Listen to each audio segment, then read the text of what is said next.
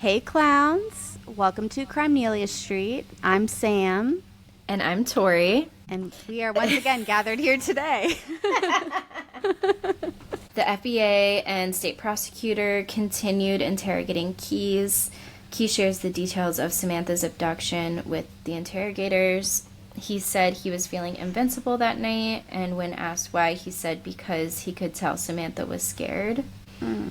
When he pulled the gun on Samantha, he told her that he had a police scanner in his ear, which he did, and he tells her that if she hit the panic button and the police come, he'll kill her. And he's got a gun pointed at her at this point as well. So this explains why she didn't hit the panic button that night, which APD kind of said, well, he's her accomplice because she didn't hit the panic button. So that really makes me mad. That sucks. He stuffed napkins into her mouth, which also makes the investigators realize why she didn't scream when the strangers were near his car. It's because she couldn't. The investigators asked him what he was thinking when he was abducting her, and he responded, I liked her. They pushed that he had a trip the next day, and he said that was part of the idea. He goes on to continue telling events of the night, and when he says that was part of the idea, he means it kind of covers his ass if he has the trip the next day. Even his girlfriend was like, there's no way. Right. So he continues telling details of the night. As he was leaving the parking lot, he found a new camera worth about $300 on the ground. And when he went down to grab it is when Samantha got the chance to run on Tudor Road. He said people were everywhere, which police doubted. They felt like he was trying to kind of glorify himself because he mentions a lot throughout his stories of all these witnesses that were around, and I think he's just trying to kind of like bump his ego up. But he tackled her, he placed a gun against her ribs, and he threatened to kill her if she tried to escape again. They asked why he paused for a bit before driving off once he put her in the passenger seat. And he said that he was telling her how this was going to work. He told her they were going to drive somewhere. Police picked up on him, like, using language that minimized what he had done too, which is, like, a sign of a serial killer or of, like, a sociopath. He's retelling the story saying, oh, we were just going to go for a drive and I buckled her seatbelt in, and just, like, Yeah. definitely minimizing what he was actually doing to this poor woman at the time. These were cues that told the experienced officers they were dealing with a cunning expert. She kept saying her family doesn't have money, she being Samantha, and Keyes told investigators he wasn't trying to scare her, he was trying to act like a normal person, which was another cue to them that what's wrong with, like, he's aware that he's not a normal person. Yeah, nothing about you is normal. No. And not a good way. Yes, in the worst way. Tragically, as they're driving, a police car pulls up next to their truck on Samantha's side. Keyes can see her kind of mulling over her options and choices in this moment, as was he if she made a move. And Samantha did not alert the officers. She was probably terrified that he'd kill her and wanted to take her chances and was hoping that he was telling the truth about just asking for ransom. Keyes said he drove to Laneri Park, which was a nearby park. At this point, he's driving around a lot, kind of waiting for his girlfriend and daughter to go to sleep at home because he wanted to bring Samantha to their home. Keyes covered his seats in drop cloths at this point and told her to lay down in the back and covered her in drop cloths as well. It was near 11:30 p.m. and he realized that he had a lot to do with not much time with the upcoming trip the next day approaching. They went to Walmart and he got a burner phone, which he was going to use to ask for ransom. He at this point figured he'd go back to the coffee kiosk to pick up her phone and ask for ransom from her phone. And he decided to, while he was there, to kind of clean up a bit and, like, lock the place up too. So it looked like she had actually closed the night before. He told her he'd only be gone for a couple of minutes and he'd be really mad if she tried to get away. He tried to make it look like she'd cleaned up while he was inside before leaving, which, typical man, because he thought he cleaned up. And the second those employees came in the next day, they were like, it is a mess in here. This is not like Samantha. Who closed last night? Right. And then, okay, so he leaves the coffee kiosk for the second time, locks up, realizes that he left her keys in the kiosk still, goes back into the kiosk for a third time, Oh my gets gosh. the keys, locks the kiosk and leaves for the last time. If APD had watched the entire surveillance video initially, they would have known that Samantha was kidnapped when they saw Keys go back into the kiosk twice without her. God. They never Oh watched my past God. that first part. Like, Dang it. someone, like, maybe don't, I don't know. That's crazy. That seems like a negligent, Yeah. misstep. Whew. Like, how much time was wasted because of that? Right, right. And poor Samantha just like trapped or I can't imagine. Whew. They were driving around as Keys was waiting for his girlfriend and daughter to go to sleep so he could bring Samantha back to his place. Samantha had to go to the bathroom and he couldn't risk her going in the truck because DNA. So he tied a rope around her neck and let her use the bathroom in an empty lot. He said they were smoking cigars together, which investigators realized as Samantha probably trying to connect with him on some level, and they notated it as her being really brave. He mentioned that there were other people there and witnesses as well, and the police again doubted it. This was the sixth mention of him saying that there were witnesses. Like, it seems odd that people would have seen a rope tied around a girl's neck in an empty lot and not reported it, especially with the events of the next day and like this becoming such a big story. So then they went to Earthquake Park, which is another nearby park. Keys at this point realized that he was running out of gas. He kept changing jackets and hoodies so as not to be noticed on their surveillance footage, which little did he know how behind APD would be to being on his trail anyways. This didn't matter. They did end up getting gas. Keys then sent texts from Samantha's phone to people who were calling Samantha. One was to her boyfriend and one to her boss, because I believe her boyfriend called her boss asking where she was at a certain point because she wasn't home. He then put the battery, and this text to her boyfriend too was, remember the text in the beginning when she said, "I'm going to stay at a friend's house, like tell dad." So this was a text from Israel that he sent from her phone. He then pulled the battery out of the phone, hoping that it wouldn't be able to be tracked that way. And investigators asked Keys why not just turn the phone off, and his response was because he's paranoid. Unfortunately, he wasn't right that the burners couldn't be tracked, but he was right that the battery being out of the phone would keep them from being tracked. So because he pulled the battery out, they still weren't able to be tracked during that time. Keys brought Samantha to his house. There were people out walking their dogs still when they arrived. He told Samantha to stay low and not to make any noise as he put the rack back on top of his truck. So he did take the rack down too when he did anything criminal, it seemed like, because he also had it off when he went to the ATMs as well. Feltus then asked what he did with Samantha next, and Keys said that these things are things he's never spoken about before. Between 1 and 2 a.m., he gets Samantha out of the truck and walked her into the shed in the backyard. He had her blindfolded. He was telling her that he'll make her comfy, but if he hears reports of police coming, because he still has the scanner in his ear, he'll be there before the police. He asked her for her address and the location of the truck she shared with Dwayne so he could get her ATM card that was in the truck. So this is tying back. Dang. He pulled up her address on MapQuest. This whole time, his daughter is in the house on the same property, not a large property, and is just sleeping in the house. I don't know, that's just like so upsetting to me. Yeah, that sucks. It was now 2:30 a.m., and they needed to leave in about 2.5 hours at 5 a.m. He went to Samantha's house and used her key to get into her truck. As he was locking up, some guy came out, the guy Dwayne, turned and ran back inside the house. Keys went down the street and hid behind a snowbank. No one came back outside the house, so he got in his car and left. I bet that's got to be so hard. It's got to be so hard for Dwayne and James because they both knew at this point, and Samantha's alive at this point too. Oh, God. That just gets ya. I know.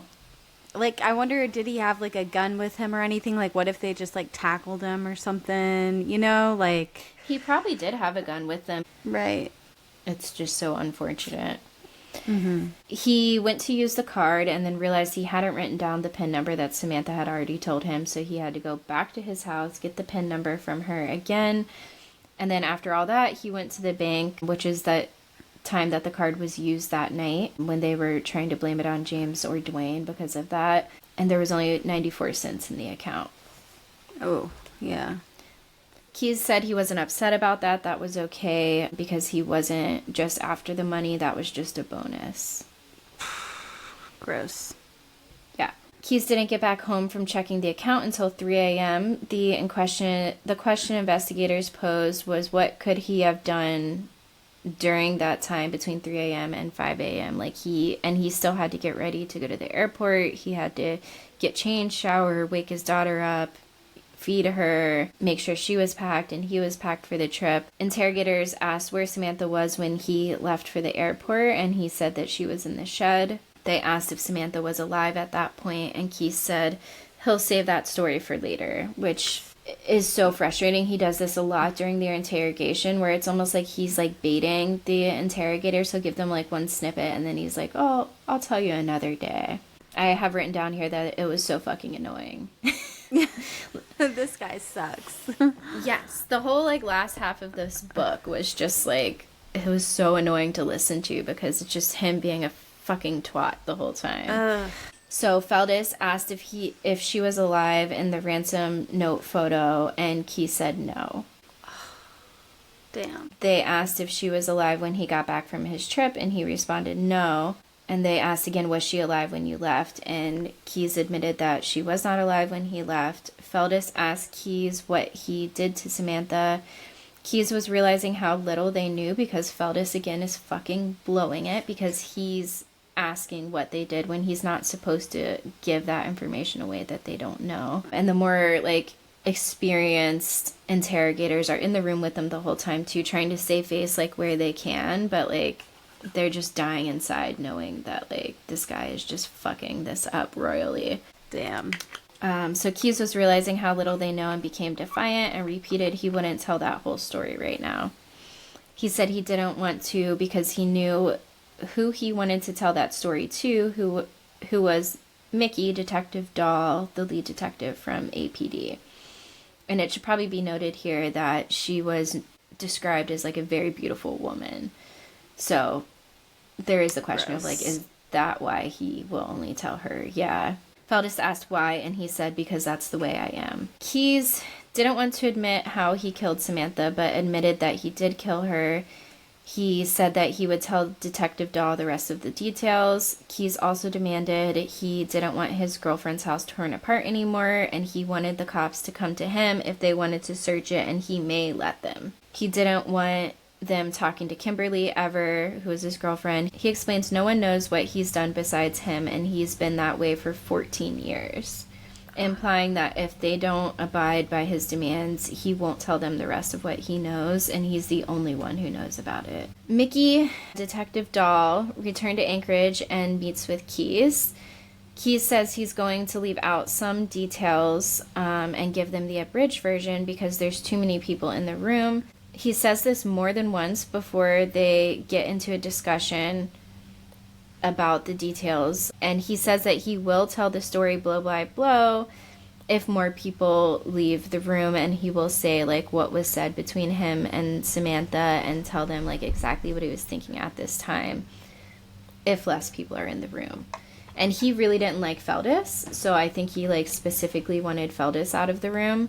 And at this point, Feldes should have conceded and should have left the room. But Feldes insists that he keeps saying, let's just start off and see where it goes. And he pretty much refuses to leave the room. So Dahl was a much more experienced interrogator, thank God. It was now clear to her that Keyes had done this before, and they wanted to know if Samantha was his last and how many were before.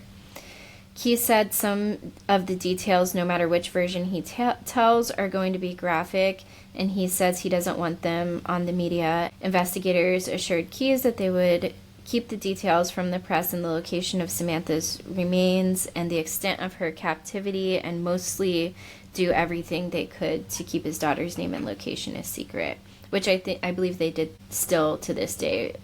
I don't think anyone knows his daughter's name or anything, which is great because she doesn't deserve that. For sure. So far, the press only knew the name of the person that had been arrested. Okay, so now he's he's going to go more into the details. Keith says that he set the shed up a couple of days before, having no idea of who or how he'd be using it. But he did know that he wanted to take someone from the Huffman area because there were so many coffee kiosks staffed by teenage girls, almost all of which worked alone. He had prepped the shed with a tarp, a foam mat, and fleece sleeping bag of sorts. Investigators asked him what the tarp and such was for, and if it was for catching like blood or for blood not spilling onto the shed. And he said it wasn't necessarily for blood, but just like DNA in general. He came across Samantha that night, so went ahead with his plan, even against his better judgment, he said. He thought about whoever was going to pick her up and thought about taking both of them together, but decided against it because he did realize that like she didn't have a car in the parking lot, so he assumed someone would be there to pick her up. When he got home from the bank, he poured a glass of wine and went into the shed. She asked if everything was working out and if he got a hold of her dad. He said yes. He undid her restraints once again, giving her a glimmer of hope. And the investigators at this point felt like he knew what he was doing with that.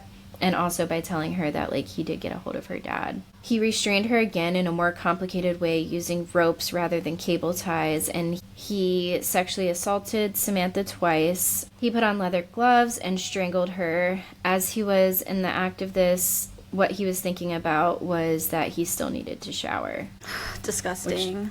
It just shows like the absolute like lack of fucking empathy. He stabbed her once in the back, but it wasn't deep. He said he wasn't trying to stab her to make her die faster. It was something else, and that was another thing he didn't want to go into the details of.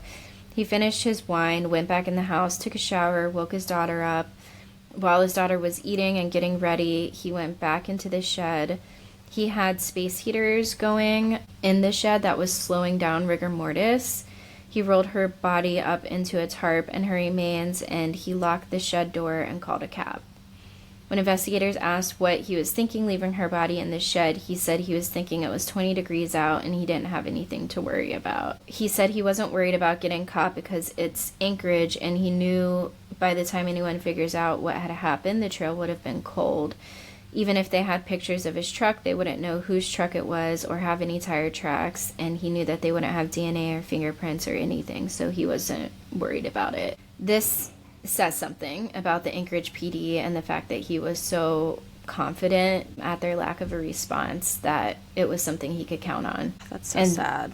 And he knew this because he had been listening to the police scanner so much. Now we know that her body was left in the shed for 2 weeks while they went on into Texas and New Orleans and on the cruise. When he came back, he took apart the interior of the shed, working around where her remains were stored, and took out all the cabinets and used it as firewood. So he pretty much burnt everything inside. He said when he took her body out, the sleeping bag that she was rolled up in was pretty much covered in blood. This was a contradiction from what he had said the day before when he said that the stab wound was minimal. So it's like, which is the truth here?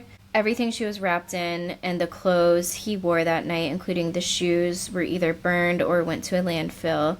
He kept her cell phone and a small amount of change, which he added to his own collection of coins, which was just strange. Like, yeah. Just, I guess you can't burn it. I don't know. I was going to say just burn it or get rid of it, you know? Go spend it? I don't know. Dahl asked if he had braided her hair, and he said he did, but not right away. That's so creepy that she wasn't alive in the photo. We have not gotten to the creepiest part of that yet. Okay. Yeah. Yep. He hangs her at this point and thaws her body out because it had been frozen with a hairdryer, I believe is what he used, which is just fucking horrific. He sexually assaults her again and loses track of time to the point where it was now morning. And just losing track of time. Right. It's... And it's now morning, and his daughter came knocking on the shed door looking for him. He left Samantha's body there and took his daughter to school. After he picked his daughter up from school, he went and bought a Polaroid camera from Target, or they went and bought a Polaroid camera from Target, but they didn't have the film, which frustrated him. So he had to go home and go through the nighttime routine with his daughter, dinner, homework, putting her to bed, for driving out to another Target an hour away that did have the film. He also bought a foam sled, tote bags, carbon ribbon, and paper, a sewing kit, and fishing line, and acquired a copy of an Anchorage paper from February the 13th. When he was asked why he picked the 13th, he said because he wasn't in Anchorage on the 13th. So just like every little detail he's thinking about. He said it took him all night to do her makeup for the ransom photo. At the time of the ransom photo, she had already been dead for 21 days. Oh my God. Jesus Christ. I know. And her body had just been so well preserved because it was so cold out. He taped her mouth shut so it looked like her face had some texture, and ended up using the fishing line and the sewing kit to sew her eyes open so that it looked like she was alive. I'm so sorry to laugh at that point, just like seeing you. That is like heinous. Oh my gosh.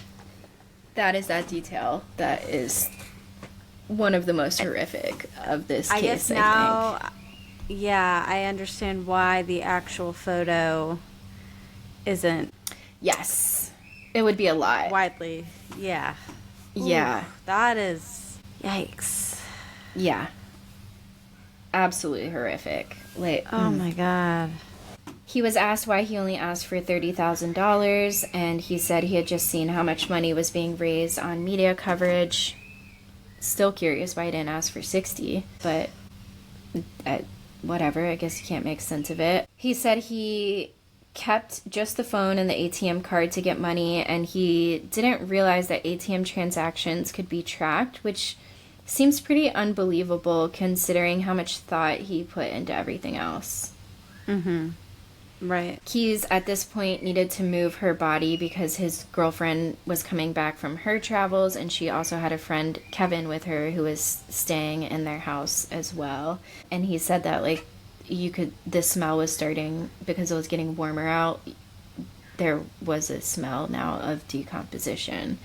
Investigators asked why he mentioned that she almost escaped in the desert in the ransom note, and he said he was trying to make it seem like she was being human trafficked and that she was being sold in Mexico as a sex slave. He dropped off the ransom note and then later in the day went back to check on the scene and was pleased to see a couple of officers in a crime scene van.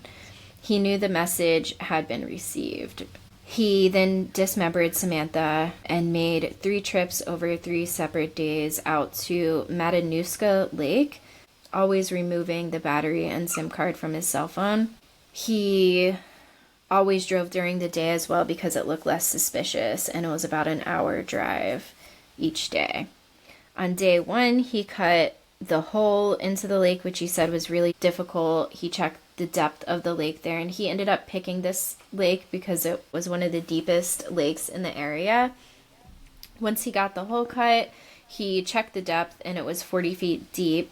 He then covered the hole with plywood and left for the day. Day 2, he brought some of the remains to the hole. He set up this ice shack around the hole, which was like the other shed that I was confused about.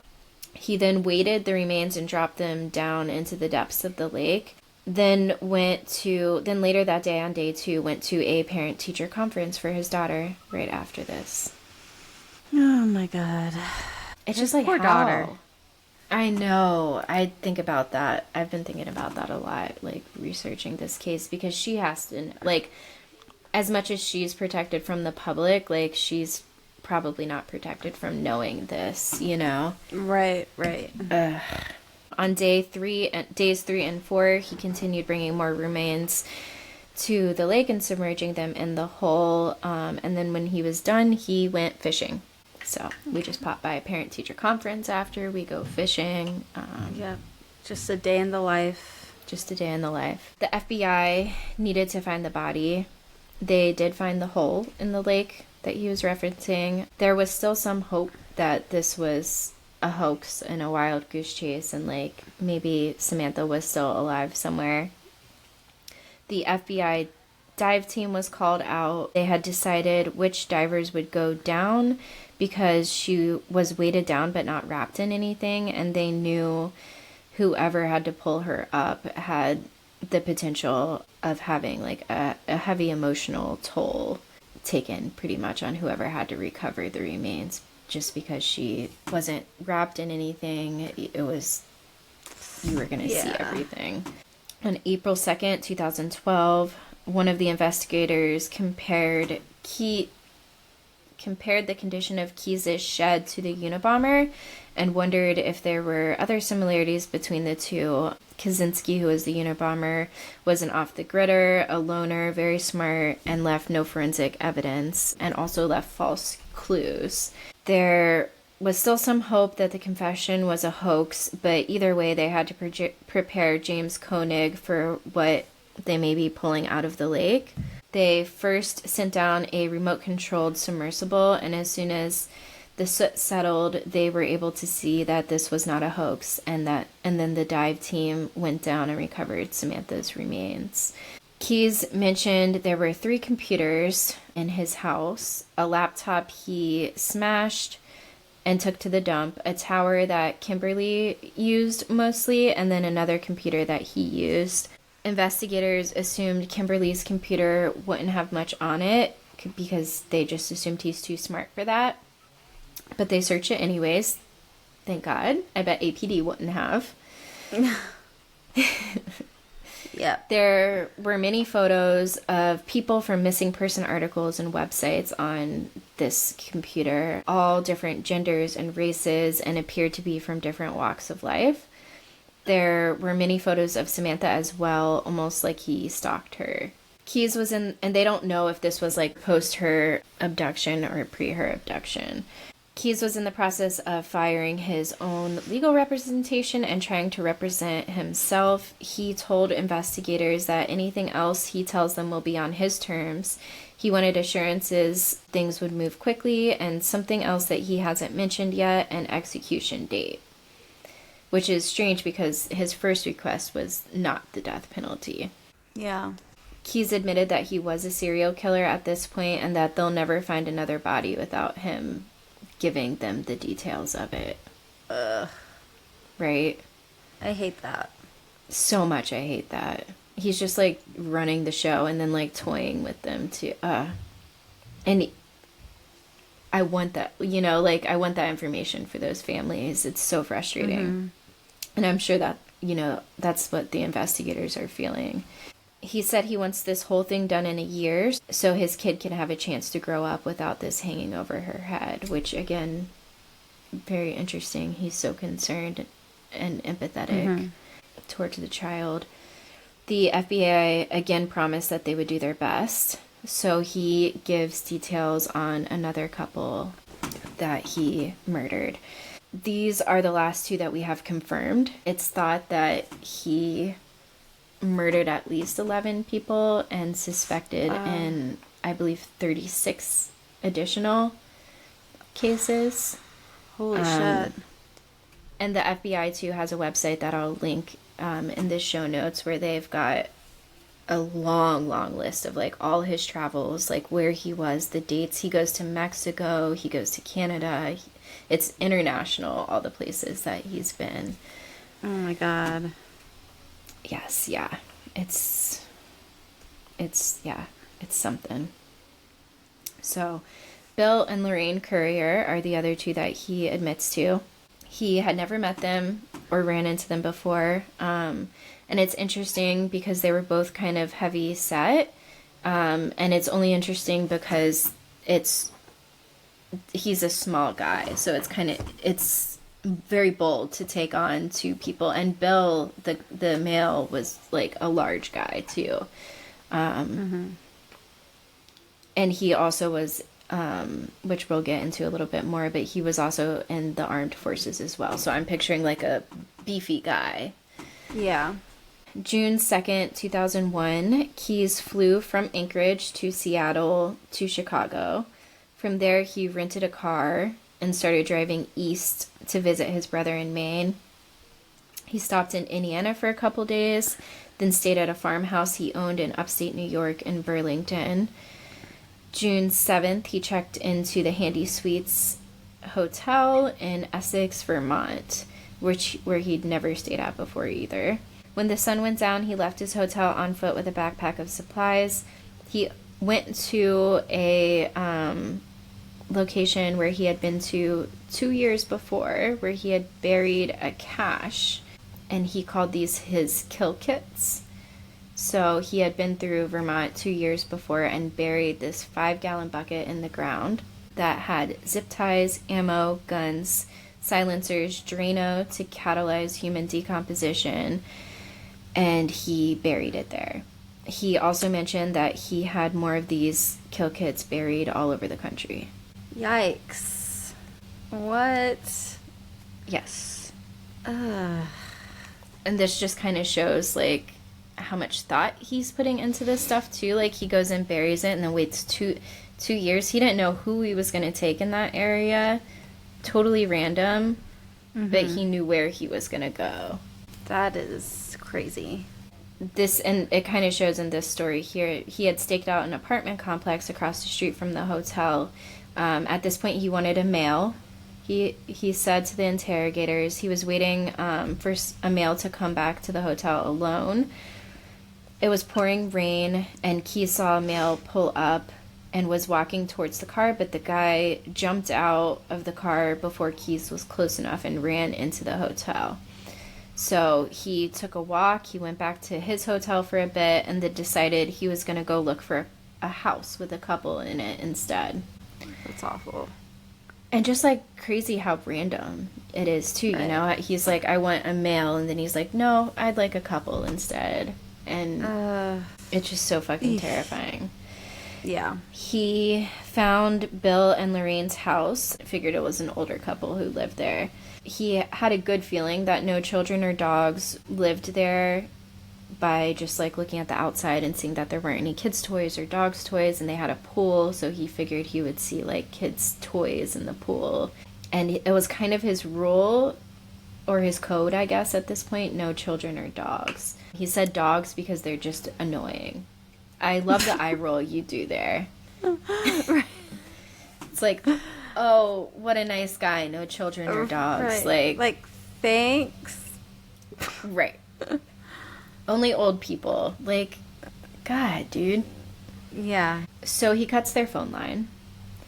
And his work in construction also helped him kind of predict floor plans easily. So he, like, circled around the house and found where they had a window unit in their house. And he assumed that that's the master bedroom. So it kind of showed him just from the outside of the house, like, where he needed to go once he got in. He took a patio chair from out back and used it to climb into their garage. This was another rule of his, that he only went to houses with attached garages, because he would break into the garage and then be able to get to the car without being outside and being able to be spotted. So he grabbed a crowbar from inside the garage, and this also was an indication that a man lived here. He unlocked the screen door to the kitchen, prying it open with his knife. These locks aren't super secure. He was surprised to see that the inner door was locked as well. He said when people have two doors, they usually just lock the one. Not me. Oh, I lock everything. Everything. I lock my little bathroom window. You would need, like, a ladder on the side of my house to climb into. Locked. Good. Yes. Good. And those, like, little, you know, the burglar bars. Yeah. Mm-hmm. For Definitely. sure. Yep. We got him. So the inner door that was locked had a deadbolt, which he could have broken with his crowbar, but he didn't want to make that much noise, and it would have taken too long, so he broke one of the window panes and opened the door from the inside. He awoke the couple and zip-tied them. He had a gun pointed at them. He took lingerie from the woman's drawer, and he admitted to interrogators that his motivation for the attack was completely sexual. This was surprising to investigators because a couple taken at random is almost unheard of, and for sexual purposes is like extremely rare. He robbed them, got their debit card, and scratched the PIN number into the face of it, stole jewelry and valuables and medications. Lorraine tried to escape, and Keyes tackled her and threatened her, and he said he was really angry with her and the fact that these people weren't taking him seriously. As Keyes was rummaging their house for valuables, he found a military insignia that told him that Bill had served in the same unit as Keyes. He mentioned this to Bill, giving him a glimmer of hope, like we saw him do a couple times with Samantha as well, kind of trying to, show that they could connect on some level. He took them out of their house and put them into their own car. They begged him to let them go and said that Bill needed his medications, and they said they'd never tell a soul, but he told them that he was just kidnapping them for ransom and that they would be okay. Keyes drove their Saturn away and pulled up to an abandoned farmhouse that he had scoped out earlier during the day. The house was for sale. He bound the victims and had ropes around their necks. He stuffed their mouths with paper products like he did with Samantha as well. He brought Bill down to the basement, and Lorraine tried to run from the car, and he tackled her and brought her into the basement as well. Bill was screaming for Lorraine, so he struck Bill in the head with a shovel and then shot him in the head in front of her. Oh, my God. That's so sad. I know, dude. It's so fucking sad. At one point, he sexually assaults Bill, and I'm not sure if it was before or after he had murdered him. God, I just try to find, nicer ways to say that, and there isn't. Right. And then he brings Lorraine up to the second floor and sexually assaults her and strangles her, but not to death.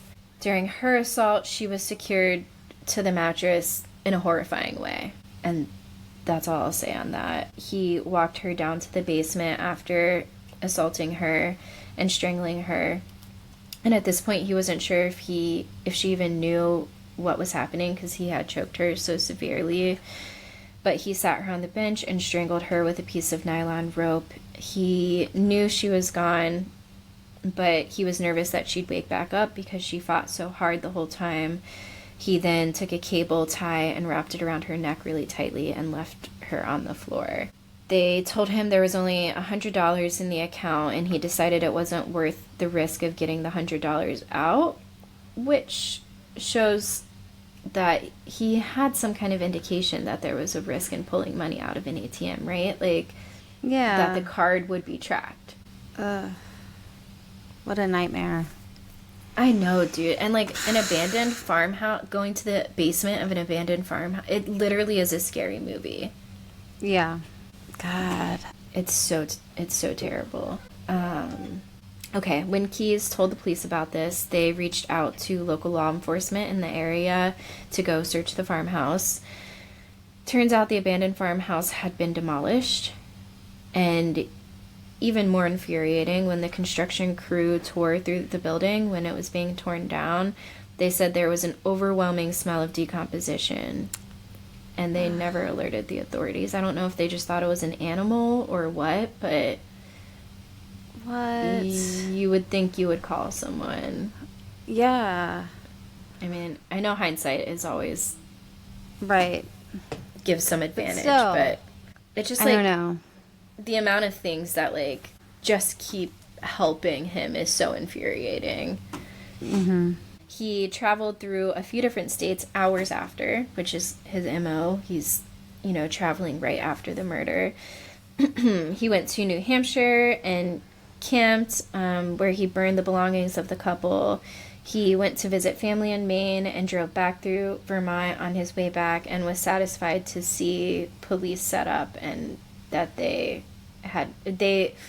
police had been called because Bill and Lorraine were reported missing the next day when they didn't show up to work, but they had no idea where to look for the couple, and this case was unsolved until he made this confession. Okay, that's all we have for this part. Tune in 2 weeks for the next part. Bye, clowns.